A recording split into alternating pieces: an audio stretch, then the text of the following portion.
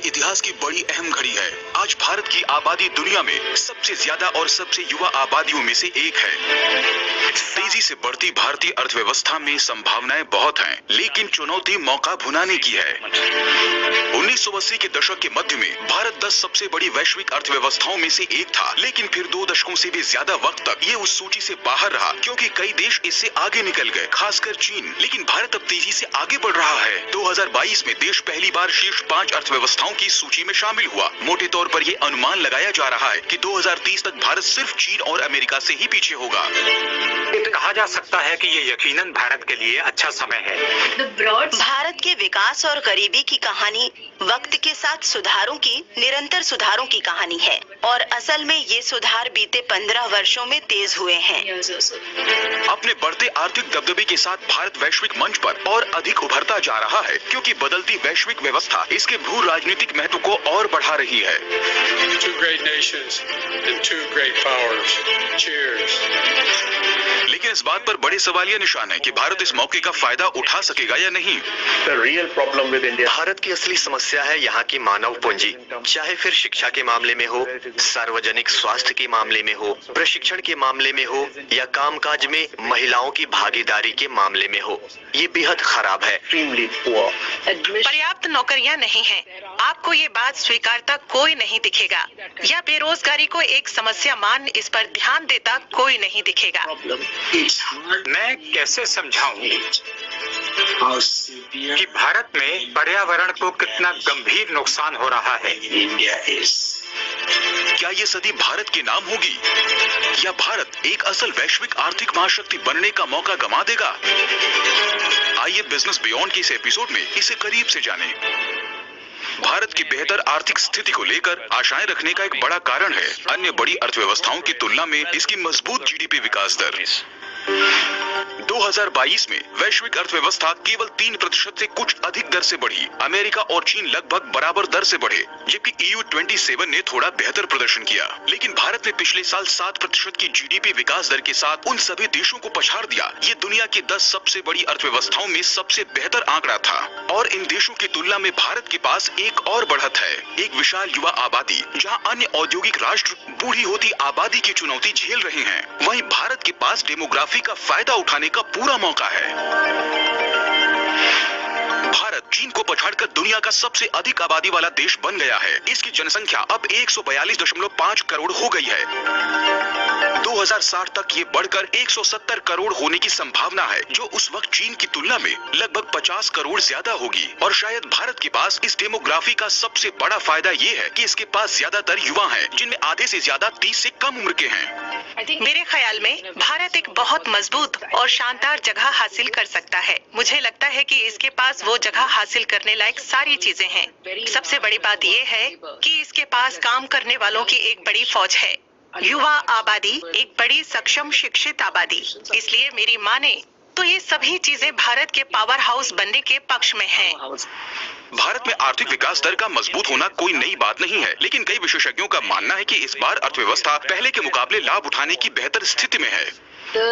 आज हम जो विकास दर देख रहे हैं, वो दरअसल 2000 के दौर की विकास दर से कम ही है।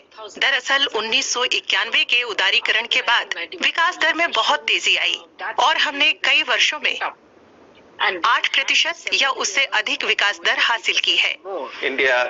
भारत बहुत अच्छे से विकास कर रहा है। बहुत सारे आंतरिक मुद्दे जो पहले थे उनसे निपट लिया गया है।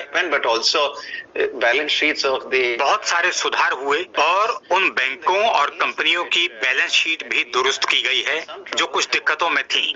इसलिए कुछ मायनों में अभी भारत की स्थिति 2003 की स्थिति से भी बेहतर है, जब इस तेज विकास की पहली लहर शुरू हुई थी। भारत कभी अपनी बढ़ती आर्थिक ताकत के बारे में बात करने से हिचकता नहीं है। ये बात जून महीने में देश के प्रधानमंत्री नरेंद्र मोदी के अमेरिका के 4 दिवसीय राजकीय दौरे पर और ज्यादा साफ हो गई।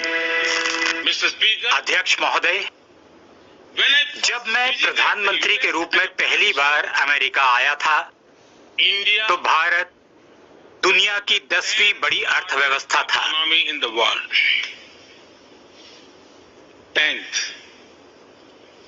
आज भारत India, पांचवी बड़ी अर्थव्यवस्था है। largest economy.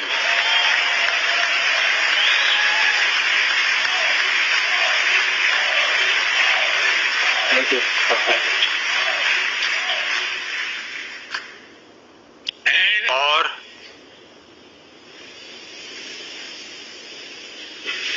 और जल्द ही भारत तीसरी सबसे बड़ी अर्थव्यवस्था होगा। largest economy soon. मोदी सरकार ने जिस एक क्षेत्र पर ध्यान दिया है वो है सड़क, मोटरवे और पुल जैसा शहरी बुनियादी ढांचा। इस साल सरकार ने कैपिटल एक्सपेंडिचर में रिकॉर्ड 122 अरब डॉलर लगाने की योजना बनाई है। एक क्षेत्र में काफी सुधार हुआ है, वो है बुनियादी ढांचा, परिवहन संबंधी और संचार संबंधी बुनियादी ढांचा। इसके अलावा घरेलू स्तर की सुविधाएं जैसे बेहद बुनियादी चीजें जिनमें शौचालय, पीने का पानी, खाना पकाने के लिए स्वच्छ ईंधन, बिजली सब शामिल है। इन सभी में काफी इजाफा हुआ है। All of that has increased substantially. विश्व बैंक का अनुमान है कि अगर भारत को अपनी आबादी की जरूरतें पूरी करनी है तो अगले 15 वर्षों में शहरी इंफ्रास्ट्रक्चर पर कम से कम 840 अरब डॉलर खर्च करने होंगे। लेकिन क्या भारत वाकई अमेरिका और चीन जैसी लंबे समय से स्थापित आर्थिक महाशक्तियों का मुकाबला कर सकेगा? क्योंकि इस वक्त भारत निर्यात के मामले में दोनों देशों से बहुत पीछे है। हालिया दशकों में चीन के चमत्कारिक आर्थिक विकास में इसके उत्पादन और निर्यात क्षमता की अहम भूमिका रही है। अमेरिका और जर्मनी से भी आगे चीन दुनिया का सबसे बड़ा निर्यातक है। इस सूची में भारत को ढूंढने के लिए आपको काफी नीचे जाना होगा। दुनिया का सबसे अधिक आबादी वाला देश निर्यातकों की सूची में 18वें स्थान पर है। कई लोगों का मानना है कि चीन और अमेरिका के साथ तुलना बिल्कुल बेमानी है। हमें ये समझना होगा कि भारत और चीन के बीच का अंतर दरअसल बहुत बड़ा है। चीन की अर्थव्यवस्था भारत से 6 गुना बड़ी है। चीन की प्रति व्यक्ति आय $12,000 है, भारत की प्रति व्यक्ति आय $2,000 है। चीन वैश्विक व्यापार में 15 से 18% तक योगदान करता है। भारत वैश्विक व्यापार में 2% योगदान देता है। और भारत और चीन के बीच का अंतर तब है जब चीन धीमा पड़ा और भारत तेजी से आगे बढ़ा है। ये केवल पिछले 1 दशक की बात है। चीन अंधाधुंध उत्पादन कर रहा है और इसमें बहुत सफल रहा है। मुझे लगता है कि भारत इस मामले में थोड़ा अलग है। भारत कोई उत्पादकता की मशीन नहीं है। ये बहुत ज्यादा सफल भी नहीं रहा है। इसे कुछ क्षेत्रों में सफलताएं मिली हैं, लेकिन इसका अतीत चीन की तुलना में इसके साथ अधिक वक्त तक रहा है। अगर उत्पादन इसकी ताकत नहीं है तो भारतीय अर्थव्यवस्था की खूबी क्या है? भारत में खेती किसानी रोजगार का एक मुख्य स्रोत है। अंतर्राष्ट्रीय श्रम संगठन के अनुसार हर 5 में से 2 से ज्यादा लोग इस क्षेत्र में काम करते हैं। सर्विसेज में 1/3 लोग हैं, जिसमें लगभग 10% सार्वजनिक सेवाओं में कार्यरत हैं। और भले ही भारत ने कपड़ा और फार्मास्यूटिकल जैसे कुछ क्षेत्रों में अच्छा प्रदर्शन किया है, फिर भी करीब 12% लोग ही उत्पादन क्षेत्र में काम कर रहे हैं। आइए अब सर्विस सेक्टर पर करीब से नजर डालें, क्योंकि उसमें एक चीज जो यकीनन भारत को मजबूत बना रही है वो है टेक्नोलॉजी। भारत के निर्यात में हुई बढ़ोतरी में इसकी आईटी सेवाओं का बड़ा हाथ है। भारत के नए और जोशीले स्टार्टअप कल्चर ने भी प्रतिष्ठा बनाई है। फंडिंग के मामले में अब ये अमेरिका के बाद दुनिया में दूसरे नंबर पर है। नेहा सिंह ट्रैक्सन की सीईओ और संस्थापक हैं। ये भारतीय फर्म विभिन्न क्षेत्रों में कंपनियों की प्रगति पर नजर रखती है। आईटी सेक्टर पूरी तरह से तैयार है। इसमें बड़ी आईटी कंपनियां शामिल हैं जो डिजिटलाइजेशन से जुड़ी बहुत सारी परियोजनाओं पर काम कर रही हैं। तो लोगों को वैश्विक स्तर पर डिजिटलाइजेशन का महत्व भी समझ आया है। दूसरा है पूरा स्टार्टअप सेक्टर। इसके अंदर बहुत सारे सब सेक्टर हैं और ये एक और चीज है जो लगातार बढ़ रही है और इसलिए आप देखते हैं कि कई नए क्षेत्र सामने आ रहे हैं। उनका कहना है कि भारत डिजिटल इंफ्रास्ट्रक्चर के विकास में तेजी से आगे बढ़ रहा है, जिससे देश की विशाल आबादी को तमाम सेवाओं से जोड़ने में मदद मिल रही है। सरकार ने इस तरह के डिजिटल इंफ्रास्ट्रक्चर के लिए बहुत सारे काम किए हैं, जिससे कई अन्य चीजों को भी बढ़ावा मिला है। जैसे मनी ट्रांसफर को बढ़ावा, कैश ट्रांसफर के डिजिटलाइजेशन को बढ़ावा, अर्थव्यवस्था में ट्रांजैक्शन बल्कि डिजिटल ट्रांजैक्शन का प्रतिशत बढ़ा है। इसने इसे बहुत से लोगों के लिए आसान बना दिया है। भारत टेक की दुनिया के कुछ बड़े खिलाड़ियों के लिए भी अहम जगह बन गया है। एप्पल ने अपने आईफोन के उत्पादन का कुछ हिस्सा यहाँ चालू कर दिया है, जबकि गूगल और अमेज़न ने हाल ही में देश में अपनी गतिविधियाँ काफी बढ़ाने की बात कही है। जहाँ विदेशी निवेश बल्कि खास तौर पर प्रत्यक्ष विदेशी निवेश हो और इक्विटी भी बहुत मजबूत हो, इसका मतलब है कि उन्हें पता है कि स्थानीय पूंजी की तुलना में रिटर्न कहाँ ज्यादा है। Apple comes in, for example. It brings in जैसे अगर एप्पल आता है तो वो अपने साथ न केवल एप्पल टेक, उसकी प्रबंधन शैली लाता है, बल्कि काम करने का तरीका भी लाता है। the way of doing things. अभी तक हमने सिर्फ सकारात्मक पहलुओं पर बात की है, लेकिन इस कहानी का एक और पहलू भी है। भारत ने हालिया वर्षों में एक लंबा सफर तय किया है, लेकिन अभी भी कई चुनौतियां सिर उठाए खड़ी हैं। कई विशेषज्ञों का कहना है कि तथाकथित मानव पूंजी दरअसल भारत में एक बड़ी समस्या है। समग्र आर्थिक सफलता तय करने में वो शिक्षा, स्वास्थ्य और लैंगिक समानता जैसे मुद्दों पर ध्यान खींचते हैं। प्रिंसटन यूनिवर्सिटी के प्रोफेसर अशोक मोदी ने अपनी किताब इंडिया इज ब्रोकन में कहा है कि आजादी के 75 वर्षों में लगातार आई सरकारों ने लोगों का भरोसा तोड़ा है। ये वापस पटरी पर लौट आई है और लोग उस वापसी को एक तरह की नई सामान्य स्थिति के रूप में देख रहे हैं, जो कि है नहीं। क्योंकि अगर आप पिछले 4 सालों को देखें, बल्कि अगर आप बीते 4 सालों के विकास दर का औसत निकालें, जिसमें कोविड से पहले का भी एक वर्ष शामिल है, तो भारत लगभग 3.5% की दर से बढ़ रहा है, जो कि बताए पूर्वानुमानों के आसपास भी नहीं है। उनका कहना है कि जीडीपी के आंकड़े देखकर भारत की समस्याओं का हल नहीं हो सकता। भारत की समस्या इसकी परछाई में छिपी है। पिछले 75 वर्षों में खराब रोजगार, आने वाले 20-30 वर्षों में रोजगार बढ़ाने की कोई उम्मीद नहीं, शिक्षा, स्वास्थ्य, शहर, पर्यावरण और न्यायिक प्रणाली की खराब सार्वजनिक व्यवस्था के दौर में युवा आबादी का उभरना। न्याय व्यवस्था तो चरमरा चुकी है, पर्यावरण का नुकसान बड़े पैमाने पर है। आइए अब उनके बताए खास क्षेत्र रोजगार को देखते हैं। भारत की विशाल युवा आबादी को नौकरियों की जरूरत है, लेकिन यहाँ एक बड़ी समस्या है। भारत में आप जितने बेहतर शिक्षित होंगे, आपके बेरोजगार होने की संभावना उतनी अधिक होगी। भारत में कुल बेरोजगारी लगभग 7% है, लेकिन जो लोग कॉलेज या उससे ज्यादा पढ़ाई कर चुके हैं, उनके लिए बेरोजगारी दर इसके दोगुने से भी ज्यादा है। यहाँ तक कि इंटरमीडिएट या केवल दूसरे दर्जे तक शिक्षित लोगों को बुनियादी शिक्षा या कहें कि अशिक्षित लोगों की तुलना में काम खोजने के लिए ज्यादा मेहनत करनी पड़ती है। चूंकि भारत में 40% से अधिक रोजगार कृषि में है, बहुत से अल्प शिक्षित लोग काफी कम वेतन वाले काम करते हैं। ये यकीनन एक बड़ी समस्या है, जो इससे भी जुड़ी है कि अधिक पढ़े लिखे लोगों के लिए पर्याप्त काम नहीं है। अर्थव्यवस्था इन सभी लोगों के लिए पर्याप्त नौकरियां पैदा नहीं कर पा रही है। मुझे लगता है कि भारतीय रोजगार व्यवस्था में शीर्ष पर बहुत गिने चुने लोग हैं और भारतीय मीडिया में और शायद विश्व स्तर पर भी सारी बातचीत इसी छोटे से हिस्से के इर्द गिर्द घूमती है। इसलिए कभी कभी ऐसा लगता है कि हाई स्किल वाली बहुत सी नौकरियां हैं, जबकि ऐसा नहीं है। जमीनी स्तर पर मामला ये है कि इन युवा भारतीयों को देने के लिए हाई स्किल की जरूरत वाली पर्याप्त नौकरियां नहीं है। एक और मुद्दा जिससे भारत को जूझना होगा वो है लेबर फोर्स में महिलाओं की भूमिका।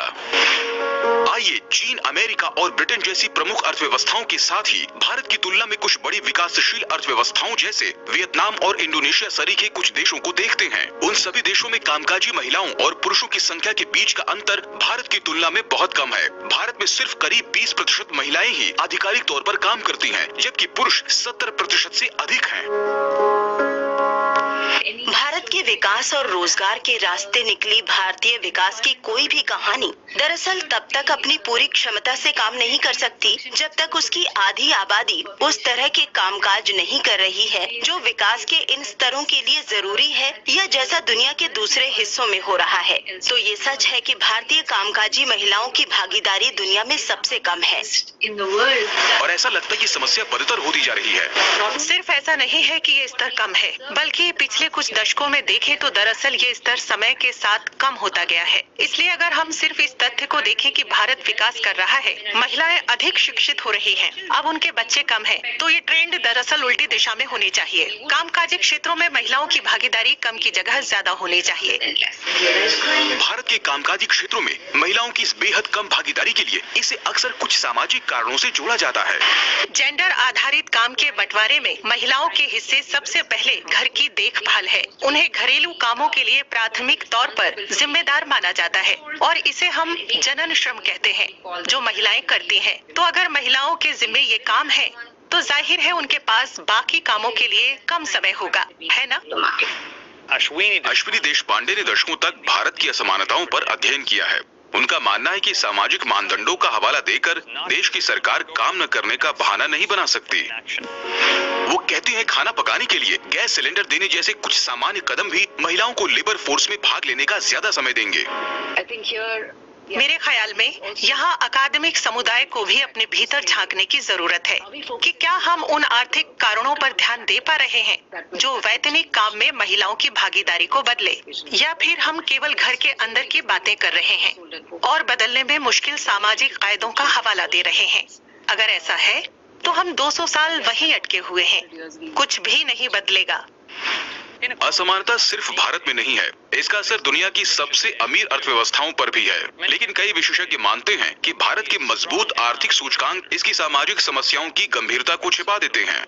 हम दरअसल एक बेहद गरीब देश के बारे में बात कर रहे हैं। अगर आप हमारे जैसे विशाल देश में जीडीपी की बात करते हैं तो वो हमेशा विकृत होगा। ये हमेशा बहुत ज्यादा रहेगा। इतनी बड़ी आबादी और भौगोलिक विशालता के कारण ये हमेशा काफी बढ़ा रहेगा। बात ये भी है कि क्योंकि भारतीय विज्ञान और टेक्नोलॉजी के कुछ हिस्सों ने बहुत अच्छा प्रदर्शन किया है, इसलिए भारत अंतरिक्ष में रॉकेट भेज सकता है। भारत वो सभी चीजें कर सकता है जो उसके जैसे कई देश नहीं कर सकते। भारत के पास एक एयरक्राफ्ट कैरियर हो सकता है। भारत के पास आईटी कंपनियां वगैरह हैं जिसे बहुत आकर्षक बनाती हैं, और भारत इस मामले में वाकई सबसे निचले पायदान पर नहीं है। लेकिन ये दरअसल उस स्तर पर भी नहीं है जिस पर कई पश्चिमी टिप्पणीकार इसे मानते हैं, या कि भारत अब कुछ क्रांतिकारी करने वाला है।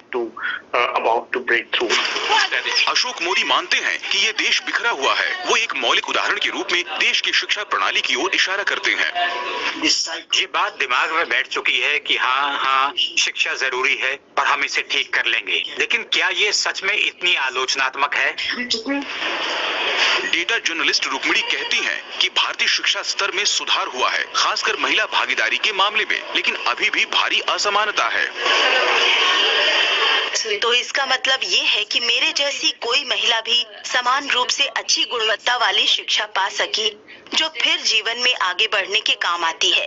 लेकिन भारतीय स्कूलों में शिक्षा की गुणवत्ता को देखें तो जो बात निकल कर आती है, खासकर ग्रामीण क्षेत्रों में, वो ये कि बच्चे किसी भी भाषा में एक भी पंक्ति पढ़ने लायक हुए बिना ही तीसरी, चौथी, 5वीं कक्षा तक पहुंच जाते हैं।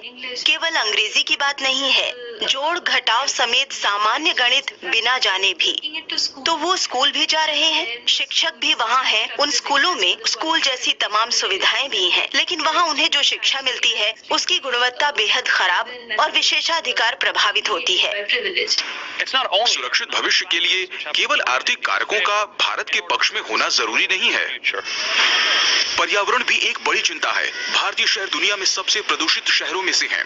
ये एक ऐसी समस्या है जिस पर बकौल अशोक मोदी सरकार कुछ नहीं कर रही है। भारत में पर्यावरण के नुकसान का स्तर सामाजिक और आर्थिक प्रगति के लिए एक गंभीर खतरा है। भारतीय शहर दुनिया के सबसे प्रदूषित शहरों में लगातार सर्वोच्च स्थान पर हैं। भारतीय शहर एक दूसरे के साथ ही होड़ में हैं कि कौन दूसरे से ज्यादा प्रदूषित होगा। लेकिन गंभीर समस्या दरअसल पानी को लेकर है। हवा कुछ मायनों में स्वच्छ की जा सकती है, लेकिन मरती हुई नदियां। आज मैं भारत की किसी भी नदी के बारे में बात करूं, वो अलग अलग कारणों से मर रही है। बहुत ज्यादा दोहन, कचरे का ढेर, नदी तल से रेत खनन, और इसमें किसी की कोई भी दिलचस्पी नहीं है। एक और और जरूरी मुद्दा जिसके बारे में कई लोगों का मानना है कि उसे नरेंद्र मोदी की सत्तारूढ़ हिंदू राष्ट्रवादी सरकार ने बदतर बना दिया है, वो है लोकतांत्रिक स्तर में गिरावट, साथ ही हिंदुओं और देश के बड़े अल्पसंख्यक समूह यानी मुस्लिमों के बीच बिगड़ता माहौल। बहुत लोग मानते हैं कि इससे भारतीय गणतंत्र को ही खतरा है।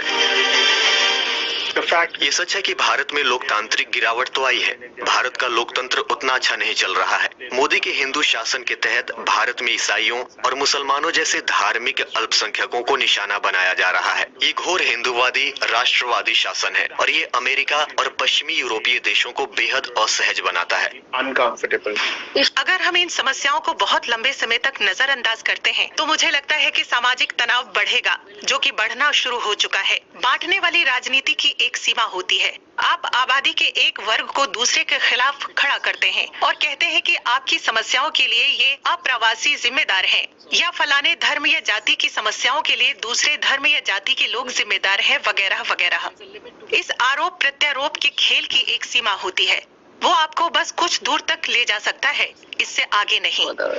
ये कहना कि भारत को जल्द ही कुछ न कुछ सोचना होगा, ये कम बयानी होगी। जैसा कि हमने देखा, भारत में बेशक एक बड़ी आर्थिक ताकत बनने की क्षमता है, जिसका मुकाबला सिर्फ अमेरिका और चीन जैसे देशों से ही हो सकता है। लेकिन क्या इसे हासिल करने के लिए अपनी चुनौतियों पर काबू पा सकेगा? इस पर कई अलग अलग विचार हैं।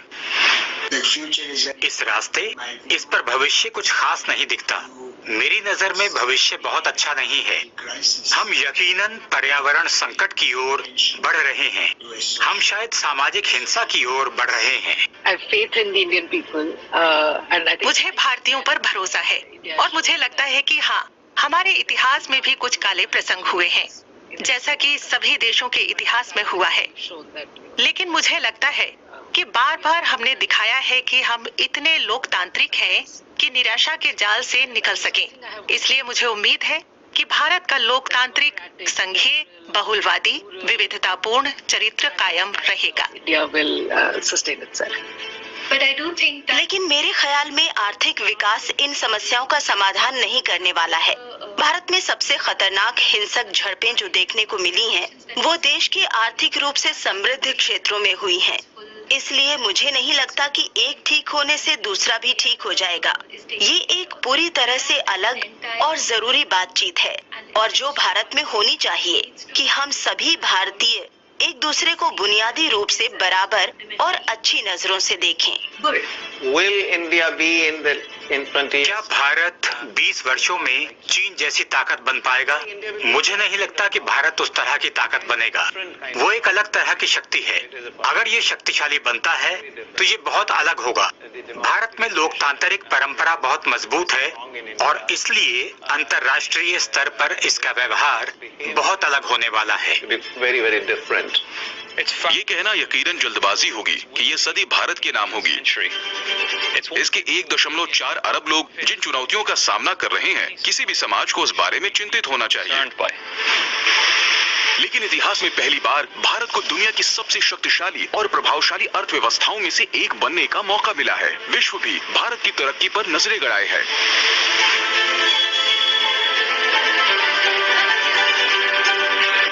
बियॉन्ड बिजनेस के इस एपिसोड में बस इतना ही। अगर आपको ये पसंद आया तो हमारी प्लेलिस्ट में हमारे कुछ हालिया एपिसोड देखें और हमारी नई सीरीज ट्रांसफॉर्मिंग बिजनेस पर नजर डालें, जो ग्रीन ट्रांजिशन के कारोबारी पक्ष दिखाती है। जुड़े रहने के लिए बहुत बहुत धन्यवाद और अपना खूब ख्याल रखें।